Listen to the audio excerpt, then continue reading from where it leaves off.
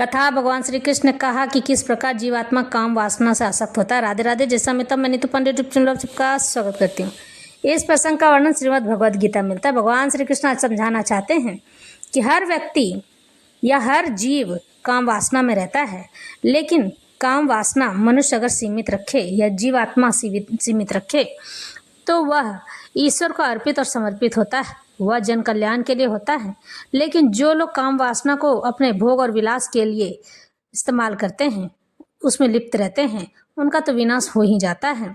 और मनुष्य आज इसी प्रकार से काम वासना में आसक्त रहता है। भगवान यह समझाना चाहते हैं, धूमेना व्रियते वहीन यर्थाद हर्षो मलेंच यथोल्बे नावृतो गर्भस्तथा तेनेद मावृतम। जिस प्रकार अग्नि धुएं से, दर्पण धूल से अथवा भ्रूण गर्भाशय से ढका हुआ यानी आवृत रहता है, उसी प्रकार जीवात्मा इस काम की विभिन्न मात्राओं से आवृत रहता है यानी ढका हुआ रहता है। भगवान या श्री कृष्ण समझा रहे हैं कि अग्नि से धुआं निकलता है जो कि वो अग्नि को ढक देता है और पता ही नहीं चलता अग्नि कहाँ है। और दर्पण यानी कि आईना को अगर बार बार साफ ना किया जाए तो वह धूल से ढक जाता है। और भ्रूण यानी कि गर्भ में पल रहा शिशु गर्भाशय से यानी कि गर्भ में जो झिल्ली रहती है उससे ढका हुआ रहता है। उसी प्रकार जीवात्मा इस काम की विभिन्न मात्राओं से आवृत रहता है, ढका हुआ रहता है। इसीलिए भगवान कहते हैं कि जीव के ऊपर काम वासना हावी होती है और काम वासना के से वह ढका रहता है। जब तक वह इसमें लिप्त रहता है वह ईश्वर की ओर अग्रसर नहीं हो सकता है। भगवान बस इतना ही समझाना चाहते हैं, जो व्यक्ति इस काम वासना को अपने ऊपर हावी नहीं होने देता है तो वह अपने जीवन के लक्ष्य को पा सकता है, लेकिन जो इसमें लिप्त रहता है वह बर्बाद हो जाता है। लेकिन इस काम वासना से ऊपर उठने का भी एक तरीका है, यानी कि इसे समाप्त करने का एक योग आती है, ये योग क्रिया होती है। इस योग क्रिया के माध्यम से आप अपने काम वासना को अपने कंट्रोल में कर सकते हैं। और यह योग सभी नहीं बताते हैं, मुझे पता चली है।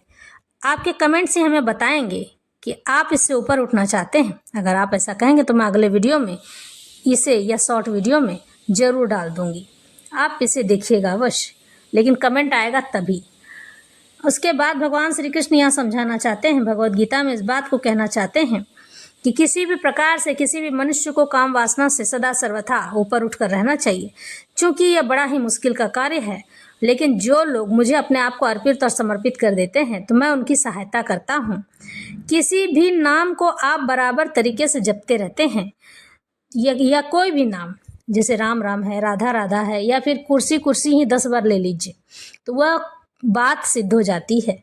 लेकिन अब बात यहाँ आती है कि कोई भी चीज़ आपकी अगर सिद्धि बन जाती है तो उसका उपयोग और सदुपयोग कैसे किया जाए, यानी कि उससे इस्तेमाल कैसे किया। जब आप इस चीज़ को भगवान के नाम पर करते हैं, ईश्वर के नाम पर करते हैं, तो ईश्वर प्रत्यक्ष उस चीज़ से दर्शन देते हैं और आपके लिए वह कार्य करने लग जाते हैं। लेकिन जब भी आप ईश्वर को अपने मन में नहीं बसाते हैं, तब भी आप किसी चीज़ के लिए पीछे पड़े रहते, यह कार्य हो जाए तो वह कार्य हो तो जाता है, लेकिन मनुष्य पागल हो जाता है, क्योंकि उसे ये बात पता ही नहीं रहती कि वो किया कि उसने कौन सी चीज़ की सिद्धि कर ली और सिद्धि हुई भी है तो उसे ये नहीं समझ आता है कि आखिर इसका इस्तेमाल कैसे किया जाए।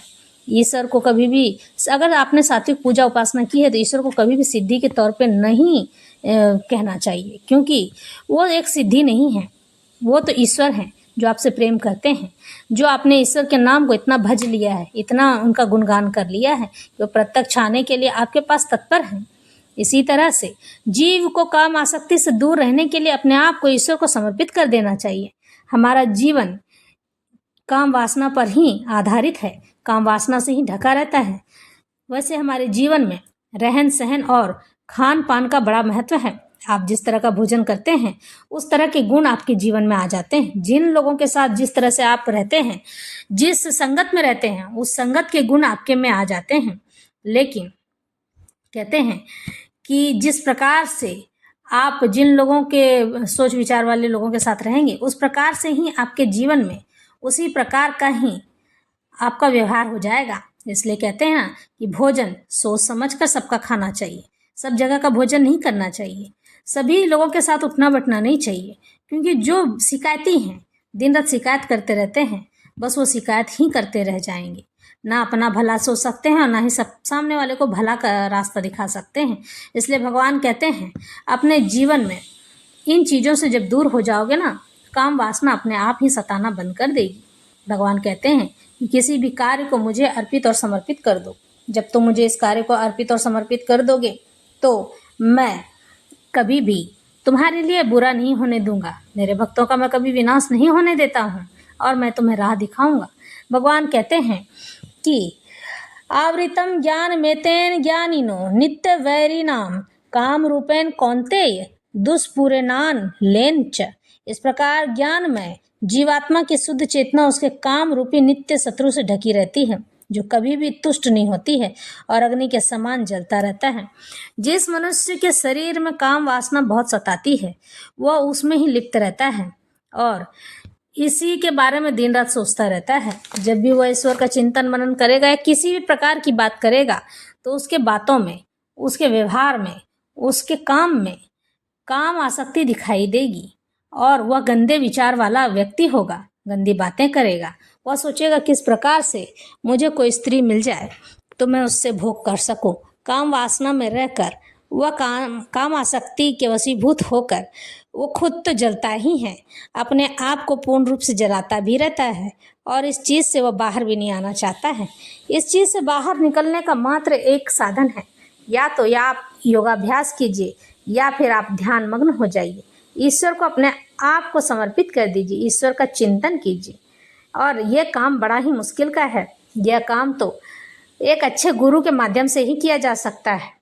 इसलिए भगवान शिव से अच्छा गुरु आपको कोई नहीं मिल सकता है। जो व्यक्ति इन चीज़ों से ऊपर उठना चाहते हैं वह अपने आप को ईश्वर को समर्पित कर दे। जो लोग ईश्वर को अपने आप को अर्पित और समर्पित कर देते हैं और क्या देते हैं, हे ईश्वर, मेरे जीवन में जो भी घटना घटेगी वह आपकी इच्छा के अनुसार घटेगी और जो भी अच्छा या बुरा होगा आपकी इच्छा के अनुसार होगा।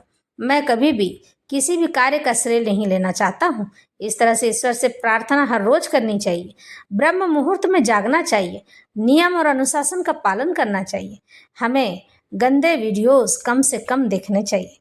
गंदे वीडियोस, गंदी बातें, गंदे व्यवहार वाले लोगों के साथ नहीं रहना चाहिए जो गंदी बातें बोलते हैं, जो बात बात में गंदी गालियाँ देते हैं, जो काम आसक्ति से भरे रहते हैं, जो लोग अपने आप को इससे ऊपर नहीं उठाना चाहते हैं। जैसे कि आजकल गंदी फिल्में निकल आती हैं और लोग उसे देखने के लिए तूफान मचा देते हैं बिना ये जाने कि इसका क्या परिणाम होगा, बाद में चलकर हमारे मन पर क्या असर होगा। लेकिन नहीं, वो उसकी प्रशंसा करते नहीं थकते हैं। हमारे जीवन में यही एक ऐसा चीज़ है जो नहीं करना चाहिए। जब आप नियम और अनुशासन का पालन करने लगते हैं तो काम वासना धीरे धीरे आपके मन से, आपके शरीर से समाप्त होने लगती है और जब यह समाप्त हो जाती है तब मनुष्य चिंतन और मनन में लग जाता है। चिंता उससे कोसों दूर हो जाती है। भगवान की वह पूजा और आराधना नियमित समय पर करने लग जाता है। खुद तो सही राह पर चलता है और दूसरों को भी सही मार्ग दिखाता है। काम वासना से दूर हो जाना ही मनुष्य के जीवन का परम लक्ष्य होना चाहिए। काम आसक्ति बुरी भी नहीं है और लेकिन अच्छी भी नहीं है। कहते हैं ना कि अगर दवाई का डोज थोड़ा रहे, मध्यम रहे, तो वह धीरे धीरे कार्य करके आपको ठीक कर देती है। लेकिन आप अचानक से उसी दवाई की खुराक को आप बहुत ज़्यादा एक साथ दे देंगे तो जल्दी ठीक तो हो जाएगा, लेकिन उसका परिणाम दुष्परिणाम के रूप में आपको भोगना होगा। वह व्यक्ति जल्दी तो ठीक हो जाएगा लेकिन जल्दी फिर से बीमार हो जाएगा और उसके बजाय उसके कोई दूसरी और बीमारी पकड़ लेगी। तो यही हमारे जीवन में ज्ञान है। जब मनुष्य को परम ज्ञान की प्राप्ति होती है, ईश्वर का अनुराग प्राप्त होता है, उनसे प्रेम हो जाता है, तो मनुष्य अपने आप को उनको सौंप कर और धीरे धीरे काम आसक्ति से दूर होने लग जाता है। वह उस काम आसक्ति से उब जाता है और खुद कहता है कि मुझे यह अच्छा नहीं लग रहा है, अब मैं इसमें नहीं रहना चाहता हूँ। हे ईश्वर, मुझे इससे निकाल लीजिए, मैं इससे दूर होना चाहता हूँ। लेकिन मैं आपको ये बता दूँ कि ये बात गलत है कि जो व्यक्ति की उम्र 70 साल, 80 साल, 90 साल हो जाती है उसको काम आसक्ति नहीं सताती है। अगर उसके ऊपर भगवान की कृपा होते हुए भी उसने अपने आप को भगवान को अर्पित और समर्पित नहीं किया है तो भी उसको काम आसक्ति सताएगी। कुछ लोग मुझे ऐसे मिले जिन्होंने मुझे ये बात बताई थी, क्योंकि कुछ लोग मुझसे पूछने अक्सर आया करते हैं कि कौन सी ऐसी पूजा पाठ की जाए जो हमारे मन के चिंता और परेशानी को दूर कर दिया जाए। कौन सी ऐसी योगाभ्यास है जिसमें हम जिस अभ्यास को करके हम इस काम आसक्ति से दूर रह सकते हैं। तो मैं उन लोगों को कभी कभी इन सब बातों को बताती चली जाती हूँ, उनका मार्गदर्शन करती हूँ ताकि वो अपने जीवन में आगे बढ़ सकें। जब मैंने उन लोगों से बात की, बूढ़े बुजुर्गों से, तो उन लोगों ने सकुचाते हुए सही अकेले में बैठकर सभी बातें उन्होंने बताई। तब मैंने उन लोगों को कुछ बातें बताई थी जिनके कारण से वो काम आसक्ति से दूर हो सकते हैं, उनके मन से यह बातें समाप्त हो सकती हैं। वह भगवान की पूजा और आराधना नियमित समय पर करते हैं। बिना ईश्वर की आराधना के वो लोग कभी भी भोजन तक नहीं करते हैं, लेकिन फिर भी उन्हें काम आसक्ति सताती है। इसलिए मेरा कार्य है कि मैं आप लोगों का मार्गदर्शन करती चलूं और काम आसक्ति से आपको बचा सकूं। भगवान ने मुझे इस कार्य के लिए चुना है। वैसे उनकी कृपा मुझ पर बनी हुई है। मेरी इच्छा यही है कि मैं आप सबका भी मार्गदर्शन करूं। अगर आप लोग कमेंट करते हैं तो मैं इसके लिए अग्रसर हो जाऊंगी, यानी आगे बढ़ूंगी। भगवान यही बात हमें यही समझाना चाहते हैं कि पूरा ब्रह्मांड काम रूपेण है। जब तक काम रूप जीवन में नहीं रहेगा, किसी के जीवन में नहीं रहेगा, तो वह आने वाले कर्म को और बढ़ा नहीं सकता है। यानी इसे कहते प्रजनन की क्रिया। आने वाली पीढ़ी आगे नहीं बढ़ेगी। लेकिन काम आसक्ति अधिक हो जाना मनुष्य के जीवन को बर्बाद कर देती है। केवल दिन रात काम आसक्ति में डूबे रहना उसे ज्ञान से दूर करती है, ईश्वर से दूर कर देती है, परमेश्वर से दूर कर देती है और उसके मुक्ति और मोक्ष का मार्ग बांध देती है। इसलिए आपको मुक्ति और मोक्ष का मार्ग को प्राप्त करना है, न कि काम आसक्ति में डूबकर हमें किसी भी प्रकार से उलझ जाना है। हमारा सूक्ष्म शरीर इसी चीज को लेकर इस पृथ्वी पर पड़ा रहता है। आज के समय में बहुत सारी बुरी आत्माएं इस पृथ्वी पर हैं जो कि शरीर में प्रवेश करके गंदे कार्य करवाती है, काम आसक्ति में बढ़ा देती है, क्योंकि उसके अंदर पहले से उत्तेजना है और उस आत्मा को, बुरी आत्मा को मौका मिल गया, अवसर मिल गया है कि वह इस चीज को और बढ़ा दे और उसके मजे ले। इसलिए अपने आप को ईश्वर को अर्पित और समर्पित कर देने पर ही, कुछ योगाभ्यास करने पर ही, ईश्वर का चिंतन और मनन करने पर ही आप किसी भी प्रकार से काम आसक्ति से दूर हो सकते हैं। कोई भी चीज बुरी नहीं होती है, लेकिन उसकी अधिकता बुरी हो जाती है, अत्यंत खराब होती है। जीवन हमें यही सिखाती है कि हमेशा चलो चाल सादा और निमे बाप दादा, यानी कि मनुष्य को ऐसा चाल चलना चाहिए कि आने वाली पीढ़ी तक तर जाए। लेकिन जो लोग भोग विलास में डूबे रहते हैं, शराब, मांस, मदिरा का प्रयोग करते हैं, ऐसे ही लोग कामासक्ति में डूबे रहते हैं। इंद्रिय तृप्ति मनुष्य की आखिरी सीढ़ी नहीं होनी चाहिए, क्योंकि जो लोग इंद्रिय तृप्ति के लिए अपना जीवन जीते हैं, मरने के बाद उन्हें कोई सुख और चैन नहीं मिलता, परलोक में जाकर फंस जाते हैं। इसके लिए ईश्वर स्वयं कहते हैं कि मैं इसका उत्तराधिकारी नहीं हूँ। उसने अपने कर्म खुद बोए हैं, जो वो बोया है वही तो वो काटेगा और इसका फल भी उसे ही भोगना पड़ेगा। काम आसक्ति को अपने जीवन में इतना महत्व न दें, क्योंकि यह जब आपके जीवन पे, हमारे जीवन पे हावी हो जाती है तो हमें परेशान करने लग जाती है और हम इससे निकलना चाहते हैं पर निकल नहीं सकते हैं। और ये बहुत बेचैनी वाला कार्य होता है, अग्नि के समान जलाती और तपाती है।